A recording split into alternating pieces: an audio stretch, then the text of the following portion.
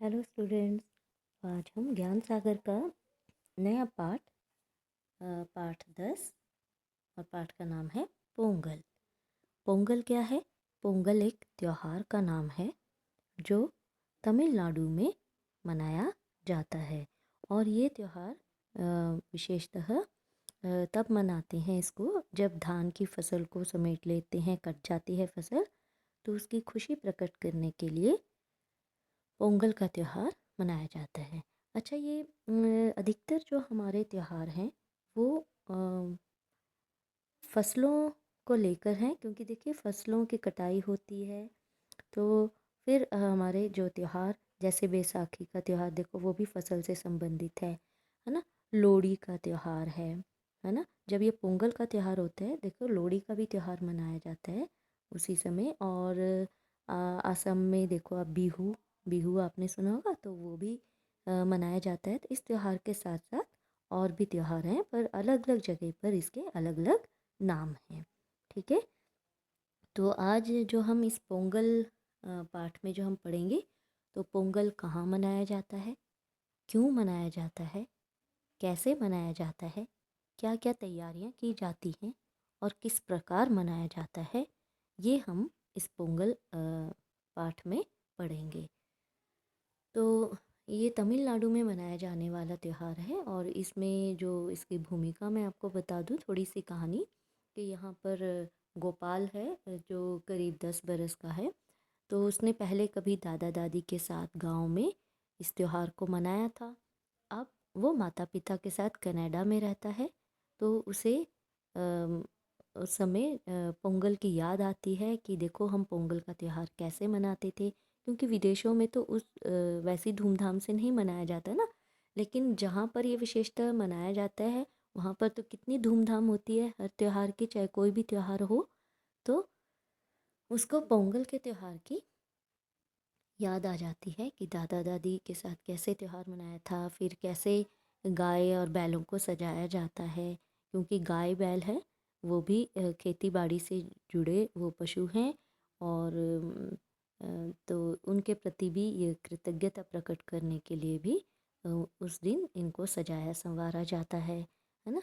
तो और पोंगल पर विशेषतः कौन कौन से पकवान बनते हैं, देखो अलग अलग त्योहारों पर अलग अलग प्रकार के पकवान बनाए जाते हैं। तो जैसे दिवाली पर, होली पर, है ना। तो पोंगल पर भी क्या बनाया जाता है, यहाँ पर विशेषतः जो बनाया जाता है वो शर्करई पोंगल होता है। ये पकवान का नाम है जो दूध गुड़ और चावल से बनाया जाता है और चूल्हे के ऊपर बनाया जाता है। ये खीर है एक प्रकार की, ठीक है। और इसको सूर्य की पूजा के बाद इसे खाया जाता है। तो आइए हम पोंगल का त्यौहार कब, क्यों और कैसे मनाया जाता है, आइए इस पाठ के माध्यम से पढ़ें। गोपाल की उम्र करीब 10 बरस की थी। तो साथ साथ में अंडरलाइन भी करते जाएंगे, ठीक है। तो गोपाल कितने बरस का था? 10 बरस का, ठीक है। तो उस समय उन्हीं दिनों उसके पिता को कनाडा में नौकरी मिल गई। वे सभी कनाडा चले गए। वहाँ गोपाल का मन काफ़ी लग गया था। फिर भी उसे बहुत बार भारत की याद आती थी।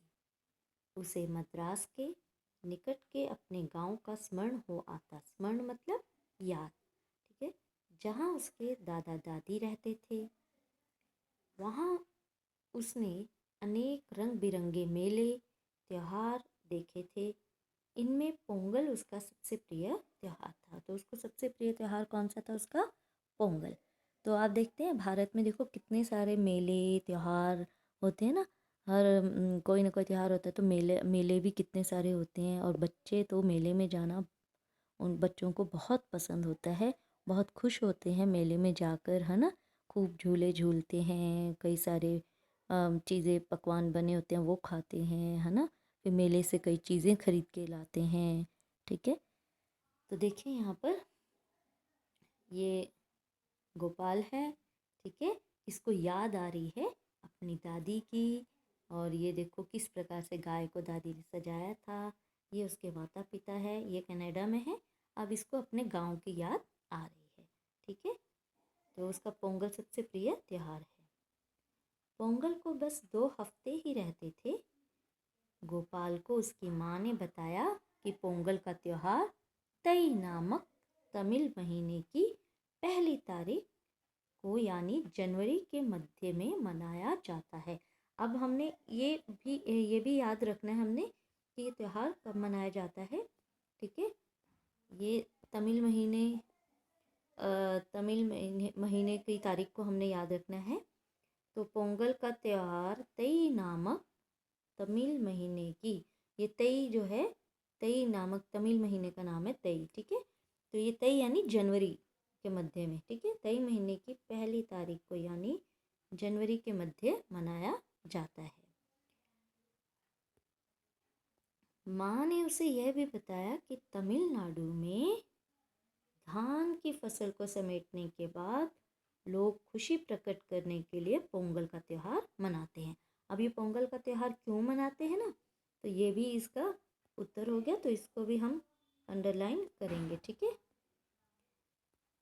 देखिए, तमिलनाडु में धान की फसल को समेटने के बाद लोग खुशी प्रकट करने के लिए पोंगल का त्यौहार मनाते हैं। ये अंडरलाइन आप साथ साथ में ही कर लेंगे। ठीक है, गोपाल यह जानने के लिए उत्सुक था कि पोंगल का त्यौहार किस प्रकार मनाया जाता है। उसे यह जानना था कि मनाया कैसे जाता है। वह बचपन में मनाए गए पोंगल त्यौहार को याद करने लगा। अब उसे याद आने लगी कि क्या क्या करते थे। पार्वती गाय उसे आज भी याद है। तो देखो, दादी जी ने जो गाय पाली थी उसकी दादी ने, तो उसका क्या नाम था, उसका नाम था पार्वती। तो पार्वती गाय उसे आज भी याद है।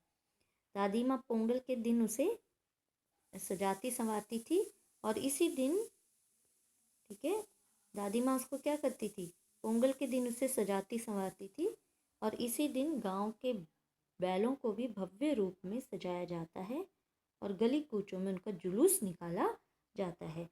तो इसको भी अंडरलाइन करेंगे हम। ठीक है, कि क्या क्या किया जाता है। जो पार्वती गायों से आज भी याद है, तो पोंगल के दिन उसे सजाया संवारा जाता है यानी गायों को, और इस दिन गांव के बैलों को भी भव्य रूप से सजाया जाता है और गली कूचों में उनका जुलूस निकाला जाता है। गलियों में सब अपने गाय बैलों को लेकर चलते हैं और बैलों की दौड़ भी होती है। ठीक है, तो आज के लिए इतना ही। अगले वीडियो में आगे हम पढ़ेंगे।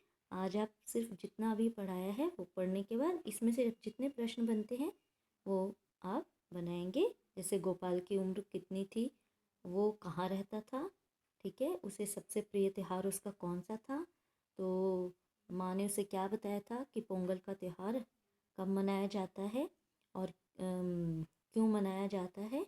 ठीक है, कब मनाया जाता है, क्यों मनाया जाता है और उस दिन क्या क्या किया जाता है, ये भी हमने अभी पढ़ा। तो इतना सा आप पढ़ेंगे।